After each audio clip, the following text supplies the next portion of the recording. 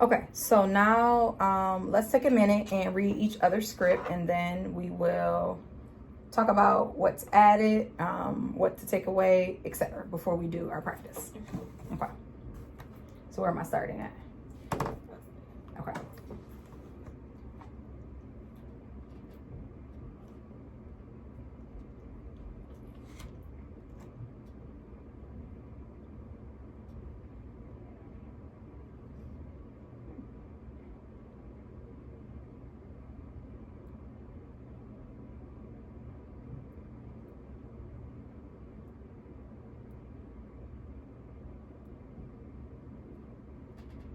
Okay.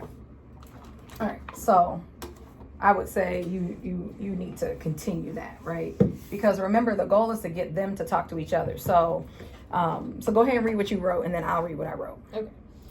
So they should read the question aloud to each other, and then I'll have them kind of like read. But this should be after they've had a chance to do it independently. Yes. So then after they've read the question aloud to each other, I'll ask for 3 volunteers. Like, what was your answer? What was your response? Just kind of initially looking at this, I'll take 3 volunteers and I'll have them do like, you can agree, disagree, or add on to that. And then after that, I'll say, okay, now that we have some information, take 2 minutes to turn and talk with your partner about Anaya's answer and see if you can come to an agreement. Okay. I should hear scale factor and enlargement or reduction in your answer. Okay. And then they would have 2 minutes to come back. Okay. So I'm gonna push you a little bit. So I'm gonna do a practice, and then you can kind of give me a little bit of feedback. Okay. So remember, our goal is to get kids. Our goal is to get kids talking to one another and kind of removing ourselves from the main goal. All right, everybody. So we're gonna go ahead and work on our key question. All right. So Anaya is comparing the side lengths of 2 figures. She notices that the original figure has a width of 8 centimeters and the scale drawing has a width of 4 centimeters. So she decides that the scale factor is 2. Explain why you agree or disagree with her. 1 to 2 full sentences. Okay. Go ahead and write. They write. All right. So I need a few responses. All right. Amelia, go ahead and give me a response. Do you agree or disagree with Anaya? I agree. Okay. Tell me why you agree. Thank you for that. Because I know that 4 times 2 is 8. Okay, so we have 4 times 2 is 8, so we have an agreement. Can I get somebody else? Well, I disagree because I think that 4 is too small, and I think that they should be the same. Okay? Can I get a third? Somebody. Well, I agree with what Amelia said, but I didn't solve it like that. Okay, great. Give me a thumbs up if you agree with Anaya, if you agree that the scale factor is 2. Give me a thumbs down if you disagree with Anaya, if you wrote a sentence that said you disagree with Anaya. Okay, so we have all of our agrees and our disagrees. All I want you to do is turn to your partner and I want you to explain your sentence. Remember, when you are talking, I need to hear 2 things. I need to hear scale factor and I need to hear, what was the other one? Enlargement or reduction. And I need to hear enlargement or reduction. Okay? Scale factor, enlargement, or reduction. Go. Talk for 2 minutes. All right, so before we share out whole class, I want you to share your thoughts with the partner behind you. So the pair that you were talking with, I want you to turn around and I want you to pair with the person behind you or next to you. Go ahead. You have 1.5 minutes.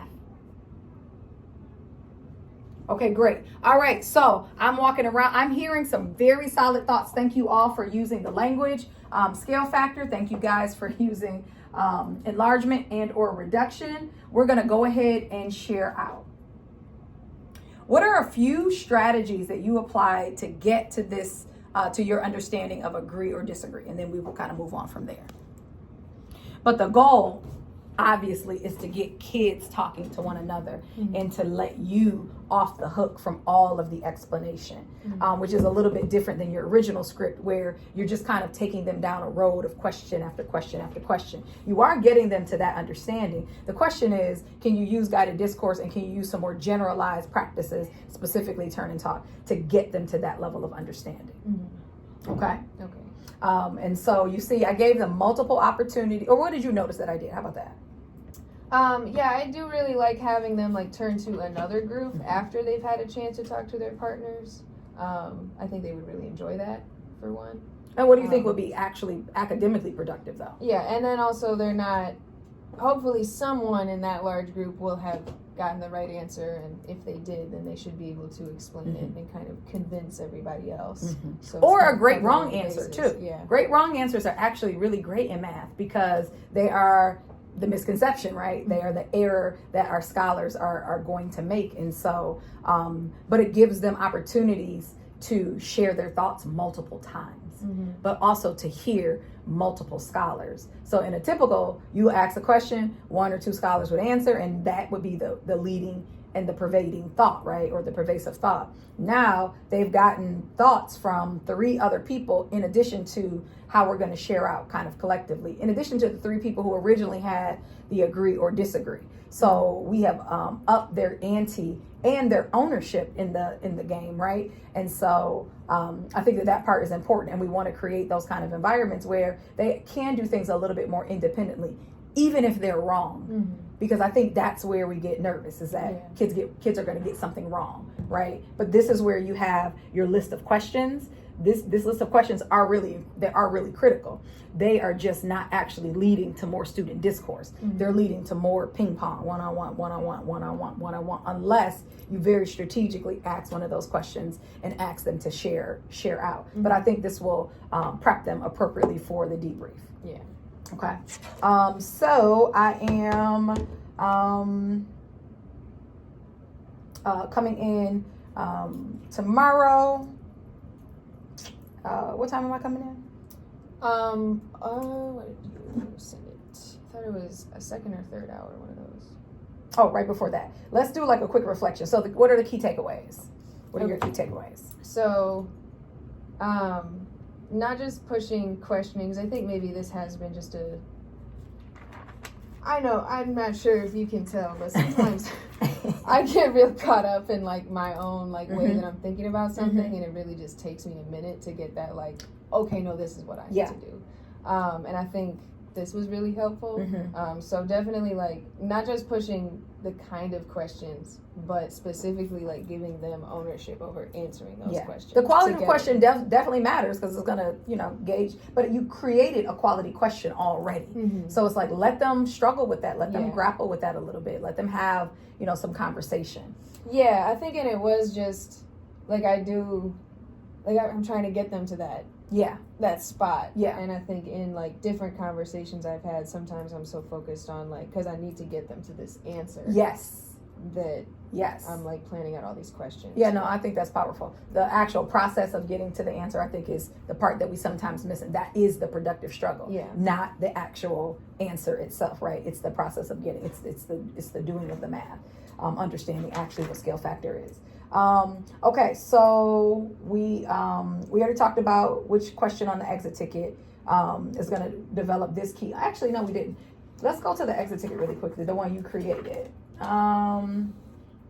What is specific to this particular task? What is the question on the exit ticket that is going to, you think, be most impacted by here? Most impacted by their discourse? Really, I think this whole question, I think being able to read the word problem without anything to look at, it will force them to go from start to finish with the scale factor. Okay. And that's like kind of my biggest goal for this, is like them visualizing and being able to like put a name to the geometry. That's why I think for some of those scholars, that hands-on activity is going to be pretty helpful for them. Anything else? Any other major takeaways? Yeah, I think really just pushing the student discourse, and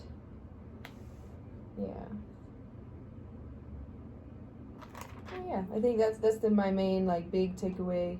Other than, I mean, we did do a lot of stuff. I like talking about the no in the show as well. Yeah. I think that's always helpful. Yeah, I think that's critical.